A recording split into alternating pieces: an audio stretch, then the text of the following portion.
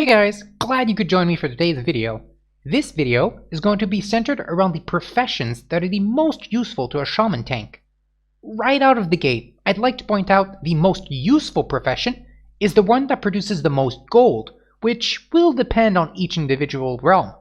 Gold is an unbelievably powerful tool that will help you obtain powerful potions, bind on equipped gear, and even bind on pick-up gear if you manage to get into a GDKP raid, which is a raid where the looting distribution system is based on who bids with the highest amount of gold for a certain item.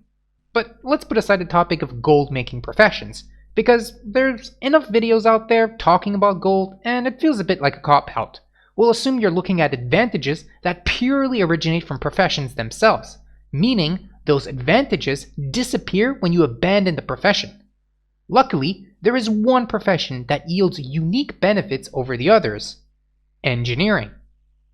The first notable item from engineering is Gnomish Battle Chicken.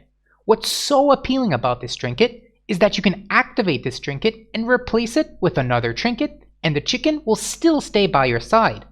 The reason we want this chicken by our side, to begin with, is because it has a very low chance on each auto attack it performs to trigger Battle Squawk, which bolsters the melee attack speed of everyone in the party.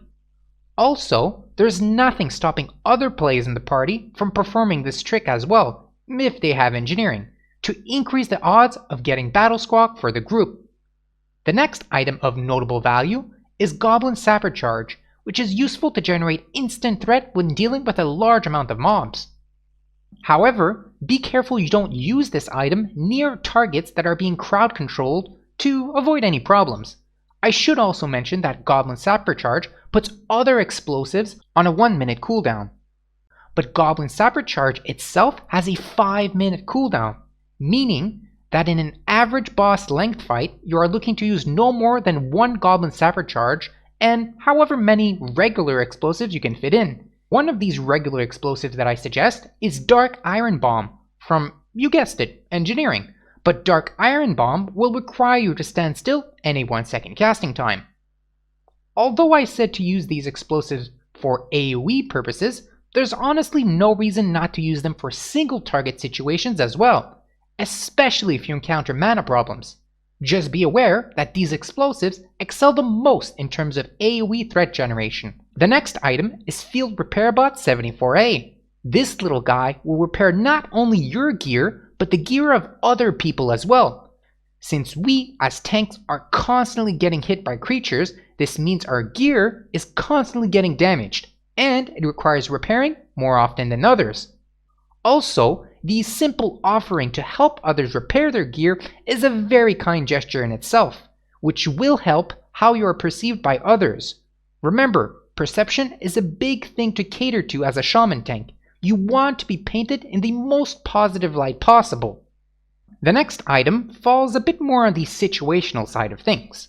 Ultra Flash Shadow Reflector is great against bosses that perform shadow related spells. An example is Ebon Rock in Blackwing Lair. To give you an example of how good this trinket is in terms of passive shadow resistance, the next best trinket is a green trinket, Ward of the Elements, which is a measly 8 shadow resistance. Meaning, the upgrade from Ward to Ultra is a whopping 12 shadow resistance. Once you acquire Ultra, nothing else out there in the game beats it. The last item is Force Reactive Disc, which is mainly used to maintain threat on the large pack of mobs that are attacking you. However, when the shield triggers its effect, there is a chance it will suffer 1 durability point. So I would suggest carrying a few and swap out as one starts to become broken, or swap to a whole entire shield completely. Also, make sure you have Thorium Shield Spike on whatever shield you decide to tackle a group of mobs with. Shield Spike does not require you to have 250 blacksmithing, only the person in charge of putting the spike on your shield. So, all in all, I suggest having one profession for the purpose of generating large amounts of gold, and the engineering profession. Well, that pretty much wraps it up for me. I hope you guys liked the video. I liked making it. If you did, keep an eye out for my next video where I talk about the notable shaman tank buffs to look out for. Be sure to subscribe to be notified the moment it goes up. Anyway, Thanks for watching, and remember to keep it fresh and exciting out there, and I'll catch you next time.